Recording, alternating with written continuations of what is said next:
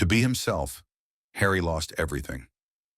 The day Prince Harry announced his departure from the British royal family in 2020, the whole world was stunned. A prince born into luxury, once considered a symbol of youthfulness and rebellion in the royal family, decided to give it all up.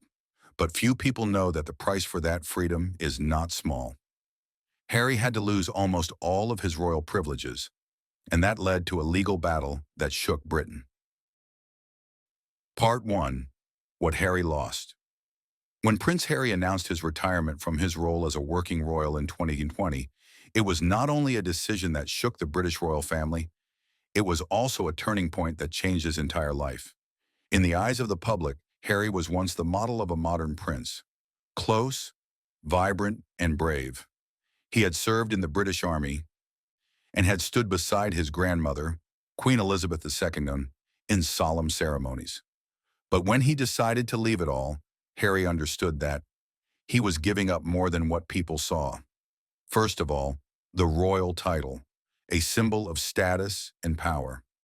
Harry is still called the Duke of Sussex, the title given by the Queen on his wedding day. But he can no longer use the title His Royal Highness, meaning His Royal Highness. In public, he is now simply Prince Harry, Duke of Sussex. A small change in language, but a significant one. It marks the line between a serving member of the royal family and one who has left the system. Next are his honorary military titles, the greatest pride of his life. Harry was a commander of the Royal Marines, an honorary colonel of the Royal Air Force, and an honorary vice commander of the Navy. These titles are not just symbolic titles, but awards for his actual service in Afghanistan, where Harry saw combat firsthand. But when he was no longer a working royal, he was forced to give it all up. This decision, according to many inside sources, was one of the most heartbreaking for Harry. In many later interviews, his friends said that Harry used to see the military as his second family, a place where he felt normal, without the scrutiny of his prince status. And now he has to part with the very thing that has been his bond and defined him for many years. Next is financial resources, the thing that determines the ability to be truly independent. When he was an active member of the royal family, Harry received a portion of the budget from the sovereign grant, the state money paid to those performing royal duties. But when he left that position, he no longer received any money from the public budget. All living expenses, travel, and security are now covered by him and Meghan themselves. Even Frogmore Cottage, the small villa located on the grounds of Windsor Castle, which the couple once called home, is no longer under their control. After leaving, Harry and Meghan had to repay the entire cost of renovating the house, up to £2.4 million, equivalent to nearly $3 million USD, before handing it over. And then, the smallest thing became the biggest problem: security.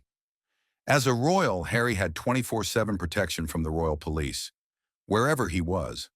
But since leaving the system, he no longer has automatic protection when he returns to the UK.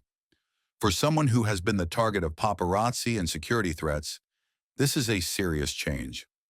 In 2021, Harry returned to London for the unveiling of a statue of Princess Diana, and it was then that he realized he was no longer protected as before. The police refused to help because he was no longer a serving member. Harry offered to pay for his own protection, but the Home Office refused, on the grounds that police security cannot be bought with money. Security lawsuit. Prince Harry's legal battle, when security becomes a battle of honor. In 2021, just 1 year after leaving the royal family, Prince Harry officially filed a lawsuit against the British Home Office. In the lawsuit, he asserted, "The deprivation of the right to police protection as before is unjust, dangerous, and inhumane, especially when he, Meghan, and 2 young children regularly receive death threats from extremist groups." According to British regulations, the protection of royal family members and senior figures is decided by the Revet Committee, a special council under the Home Office. However, when Harry announced his withdrawal from the role of working royal, Revet ruled that he would only be considered for protection on a case-by-case basis every time he returned to the country. For Harry, this was nothing short of an insult. He protested vigorously, claiming he was being treated as less than his former peers, despite the fact that he was still at risk of being threatened. In the court papers, his legal team cited a series of real-life examples, such as the extremist group calling for Harry's assassination after his service in Afghanistan and the online threats against Meghan that prompted police intervention. This is not just a matter of honor, one of his lawyers told the court. It is a matter of safety. However, the Home Office argued differently. They argued that Harry no longer had a public role and that using taxpayer money to protect him on a regular basis was inappropriate and unfair to the public. If he needed protection, he could hire private security. But the royal police is not a service that can be bought with money. The dispute escalated. Many legal experts said the case was unprecedented, as no royal had ever sued the government for protection. The British press called it a battle between a prince and the system that once protected him. In February 2024, the London High Court ruled that Ravek's decision was legal. Harry lost the case. But he did not give up. He filed an appeal, arguing that the decision not only affected him, but also set a dangerous precedent for former royals who remain in the public eye.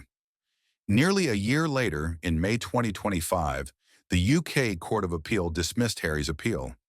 In the more than 50-page ruling, the judge wrote, "The application of the protection mechanism on a visit-by-visit basis is reasonable.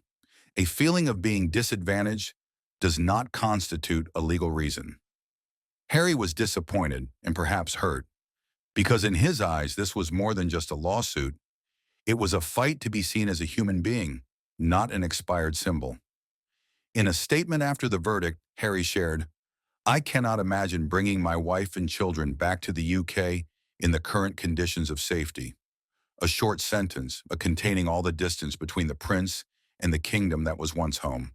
And since then, Britain has had something unprecedented, a prince who no longer dares to return to his own homeland. Consequences. After the final verdict, Harry and Meghan continued their lives in California, where they had chosen to make their new home halfway around the world from England. Here they hired their own private security team at a cost of up to millions of dollars a year to protect the very thing that the royal family had previously guaranteed for free: safety. But money can only buy temporary peace of mind. It cannot heal the rift in the family. The British media revealed that Prince Charles and Harry have hardly contacted each other. Prolonged disagreements, from the spare memoir, controversial interviews to the security lawsuit itself, have made the distance between father and son almost impossible to save.